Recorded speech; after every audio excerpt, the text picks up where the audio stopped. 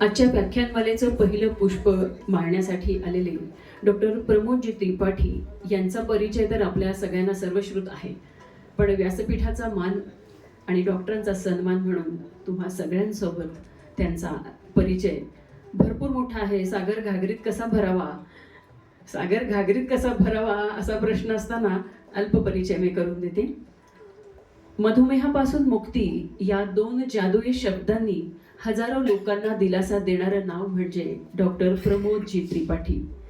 नावापुढे जो जी असतो तो सहजासहजी येत नसतो, त्यासाठी असते त्यामागची अपार तपस्या आणि आजपर्यंतची मेहनत.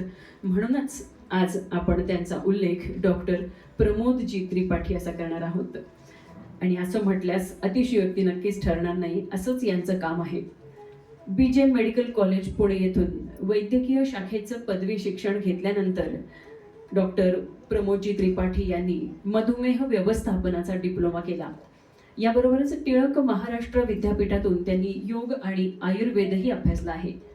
FFD म्हणजेच फ्रीडम फ्रॉम डायबिटीस या संस्थेचे संस्थापक असलेल्या डॉक्टर त्रिपाठी यांनी त्यांच्या नाविन्यपूर्ण आणि परिपूर्ण संशोधनातून एक खास डायबिटीस रिव्हर्सल मॉडेल तयार केलं आहे, ज्यामध्ये केवळ पारंपरिक औषधं आणि उपचार प्रणालीचा वापर न करता अनुरूप आहार, व्यायाम, ताणतणाव व्यवस्थापन आणि सकारात्मक दृष्टिकोन यावर भर दिलेला आहे.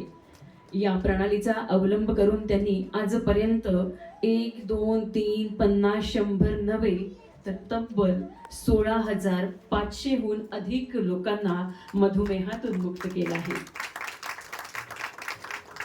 त्यांच्या याच रिव्हर्सल मॉडेलच्या 4 प्रोटोकॉलमुळे अनेकांचं आयुष्य आज तणावमुक्त आणि आरोग्यमुक्त झालं आहे. शाश्वत मानवी परिवर्तन हा मूलमंत्र घेऊन डॉक्टर प्रमोदजी त्रिपाठी सर गेली 10 वर्षांहून अधिक काळ कार्यरत आहेत. असं हे या क्षेत्रात कार्यरत असणारं दिग्गज व्यक्तिमत्व आज आपल्याला इथे लाभलेलं आहे. त्यांच्या उपस्थितीचा आम्ही इथे आनंद व्यक्त करत आहोत. आपण आलात खऱ्या अर्थी आमच्या व्याख्यानमालेची पहिल्या पुष्पाची शोभा आपल्यामुळे वाढली आहे. आम्हा सगळ्या मंडळींचं असं झालंय, मोबाईल प्रत्येकाच्या हातात आहे, लॅपटॉप समोर आहे, साधनों के बीच साधना कम पड़ रही है, आणि ती साधना कशी वाढवायची आहे याचं ज्ञान आज आम्हाला तुम्हाकडून मिळणार आहे.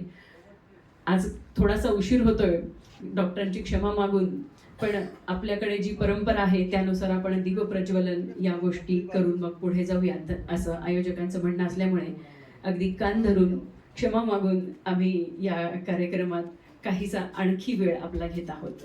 काही मान्यवर आले की आपण लगेचच या कार्याला सुरुवात करूयात.